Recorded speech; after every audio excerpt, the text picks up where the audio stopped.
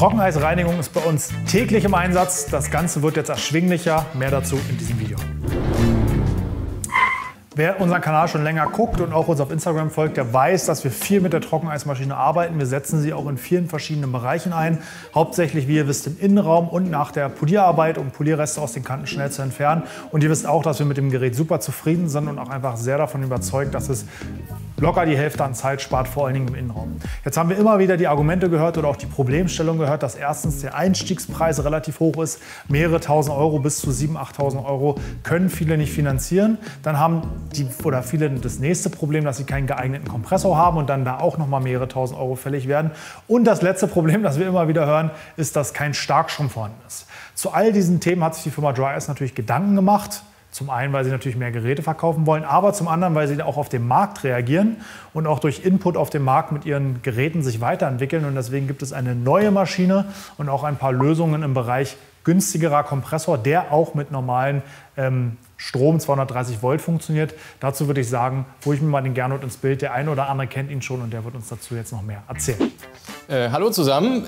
Ja, wie Nico gerade schon gesagt hat, die Themen, die ihr ihm und den anderen und natürlich unseren Kunden auch entgegenbringt, hören wir immer wieder. Die Maschinen sind sehr teuer, viel Druckluftbedarf und was braucht man eigentlich für einen Riesenkompressor, um die Maschine zu bedienen? Jetzt haben wir eine neue Maschine auf den Markt gebracht. Die steht hier, ich habe sie heute mal dabei. Das ist die Champ Basic. Damit machen wir ein neues Einstiegslevel in die Welt der Trockeneisreinigung. Die Maschine funktioniert schon ab 250 Liter pro Minute Kompressorleistung und das schaffen Kompressoren ohne Starkstrom. Und das wollen wir euch heute mal zeigen. Ich bin heute hier bei den Autolack-Affen, um einfach mir mal nochmal ein Feedback reinzuholen vom Nico, was die Maschine so im Alltag kann. Denn sie ist natürlich ein Einstiegslevel, das heißt, sie ist etwas weniger leistungsfähig als unsere Top-Modelle. Aber wir wollen heute mal schauen, was bei rauskommt. Wir haben euch heute hier einen kleinen, kompakten Schraubenkompressor mitgebracht. Im Unterschied zu Kolbenkompressoren sind Schraubenkompressoren generell sehr leise, sehr laufruhig und für den Dauerbetrieb ausgelegt.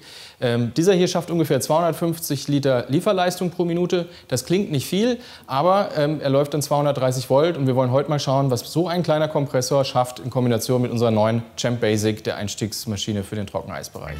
Grundsätzlich ist zu sagen, dass man natürlich für Kompressoren immer einen Drucklufttank haben sollte. Der Tank puffert einfach die Druckluft und ist so eine Art Speicher, der dann konstant dafür sorgt, dass ihr Power an der Maschine habt. Je kleiner der Kompressor ist, umso einen größeren Tank würden wir empfehlen. Wir haben hier heute einen 90-Liter-Tank. Das ist so eine gute Größe, weil die auch noch mobil ist. Denn der Kompressor, den wir heute dabei haben, ist zum Beispiel auch geeignet, wenn ihr mal zu euren Kunden wollt und bei denen vor Ort was reinigt, könnt ihr das perfekt in den Kombi schmeißen und seid super mobil mit der Technik. Jetzt schließen wir mal die Sachen an und dann bin ich gespannt am Ende, was Nico uns für ein Feedback gibt. So, schauen wir uns die Kombination mal an und vor allen Dingen schließen wir sie an. Wir starten mal mit dem Kompressor, stecken unseren Druckluftschlauch dort ein und geben das in den Drucklufttank, damit eben der Speicher vorhanden ist und die Maschine flüssig arbeitet. Am Ausgang des Drucklufttankes schließen wir unseren Druckminderer an, damit wir den Druck für die Maschine kontrollieren können. Dann wieder Druckluftschlauch und der geht dann in die Maschine.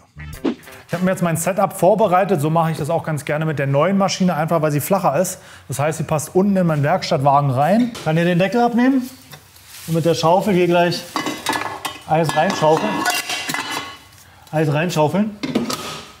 Und spare mir dadurch das Hin- und Her-Bewegen von zwei Einheiten, nämlich Eiskarton und Maschine. So habe ich beides auf dem handlichen Wagen, funktioniert gut. Habe ja auch gleich meinen Arbeitsschutz, auch ganz wichtig, Gehörschutz, ist nämlich ein bisschen laut. Handschuhe, damit es nicht kalt wird. Und eine Schutzbrille, damit, wenn gerade Staub im Innenraum irgendwie zurückfliegt oder auch ein Eiskorn sozusagen mir nicht ins Auge kommt, auch immer ganz wichtig. Lege ich jetzt mal an, mache den Kompressor an und dann probieren wir das Teil auf Herz und Nieren aus. So, schalten wir den Kompressor an. Ich finde diese Kombination mit dem Werkstattwagen, wo alles auf einem Wagen steht, natürlich sehr praktisch. Man muss keine Kiste extra hinter sich herziehen oder irgendwo bewegen. Macht wirklich super Sinn. Schauen wir uns den Ausgangszustand an. Nichts Schlimmes, aber so ein typischer Schmutz, wo in jeder Ecke und Kante so ein bisschen angetrockneter Staub sitzt oder angeklebter Staub. Also einfach ein Auto, wo man wirklich mit Pinsel und Reiniger sonst relativ lange braucht, obwohl der Zustand nicht so dramatisch ist. Und da wollen wir jetzt mal sehen, was Trockeneis dort uns an Vorteilen vielleicht bringen kann und auch so eine kleine Maschine erreichen kann, weil ihr wisst ja, wir sind überzeugte Nutzer von Trockeneis und wollen jetzt einfach mal gucken, ob für ein schmaleres Budget auch genug Leistung vorhanden ist. Wir starten mal mit dem Einstieg, natürlich nicht gewaschen hier, also eine starke Verschmutzung und Wir merken dabei, das sieht man jetzt hier nicht so, dass natürlich die Leistung schon deutlich schwächer ist als bei der großen Maschine, aber man sieht jetzt gerade hier unten, wo das Licht ein bisschen stärker ist, es reicht definitiv aus, um auch klebenden Schmutz zu entfernen. Funktioniert also definitiv hier. Jetzt kommen wir wirklich zum Hauptknackpunkt oder zur großen Stärke von Trockeneis. Wir kümmern uns um die Ritzen und Kanten im Fahrzeug. Trockeneis ist jetzt nicht dafür gedacht, einen kompletten Innenraum zu machen, sondern eher wirklich die Kanten und Ritzen und Ecken, wo man einfach ganz schwer rankommt und wo der Aufwand durch das Reinigen mit Pinsel und Reiniger und Druckluft sehr hoch ist. Dann gehen wir einmal mit Trockeneis drüber und die Oberflächen sind sauber. Das funktioniert hervorragend, auch mit dieser Maschine. Die Oberflächen sind super sauber und auch hier bei einem Sitz gehen wir jetzt einfach mal drauf und zeigen euch einfach gleich mal ein 50-50, dass man auch mal einen Vergleich sieht, was so Trockeneis aus so einem Sitz eigentlich auch rausholt.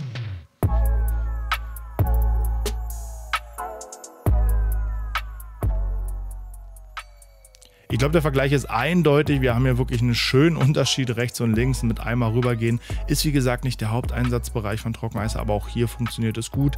Jetzt kommen wir wieder zu einem Haupteinsatzbereich, Boxen, Abdeckungen, die ganzen Elemente in der Türpappe, also Fensterheber und diese ganzen Kanten dort. Und wir sehen am Ende im Ergebnis, es sieht wirklich komplett schmutzfrei aus und top.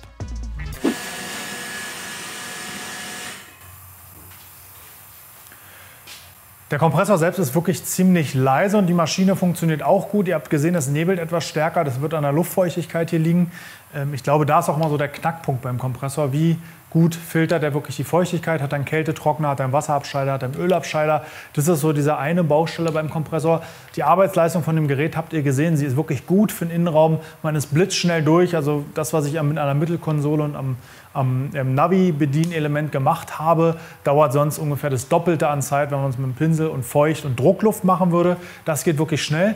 An den Einstiegen im Vergleich zu unserer Maschine haben wir gesehen, kommen die Grenzen. Wenn wirklich richtig Dreck da ist, muss man sehr lange draufhalten. Das bildet natürlich auch wieder viel Feuchtigkeit an so einem feuchten Tag. Also da ist die Maschine wirklich im Grenzbereich. Das heißt, Anwendungsbereich für den Innenraum sehe ich absolut stark. Also wer viele Innenräume hat und Politurreste damit wegmachen will, für den könnte ich mir die Maschine gut vorstellen. Andere Baustelle ist immer das Thema Kompressor. Da sollte man sich einfach mal beraten lassen. Da würde ich auch empfehlen, wenn das ein Thema ist, Bereich einfach mal Dry Ice kontaktieren. Die wissen genau, welcher Kompressor arbeitet mit den Maschinen gut. Und auch da kann man die Kompatibilität am besten checken. Und wir reden jetzt nochmal über das Geld. Was kostet denn das eigentlich jetzt? Deswegen nochmal an dich, Gernot. Ja, Nico, danke erstmal für dein Feedback. Die Frage zum Preis ist natürlich immer eine entscheidende am Ende. Wir haben uns auf euch gehört und haben wirklich mit der Maschine versucht, ein günstiges Einstiegslevel zu finden. Wir bieten hier schon Leasingmodelle ab 89 €, also knapp 90 € im Monat an. Und mit Kompressor geht das dann schon ab 110, 115 € zusammen. Sprecht uns einfach an. Wir machen euch gerne Angebote. Ihr könnt das Ding auch gerne mal ausprobieren. Wie gesagt, kommt auf uns zu und wir helfen euch gern. Ich bleibe dabei, Trockeneis lohnt sich für uns mehr als genug. Wir haben jetzt auch mittlerweile erhöht, also weil die Frage auch immer wieder kommt, wir verbrauchen tatsächlich 2 Boxen Trockeneis in der Woche. Manchmal ist da noch ein kleiner Rest drin, der dann übers Wochenende verdampft, aber insgesamt kommt man damit wirklich gut hin. Ich finde es einfach eine enorme Zeitersparnis. Man muss sich halt einfach überlegen, wie viel mehr man in dieser Zeit schafft, gerade wenn man im Innenraum dieses ganze Rumgepinsel und Abgetrocknet nicht mehr hat. Natürlich muss ich die Oberflächen noch feucht reinigen, gerade die glatten Oberflächen, und auch für Stoffsitze muss ich noch schamponieren, aber gerade dieses aus den Ecken rausgepinsel spare ich mir mit so einer Trockeneismaschine wirklich.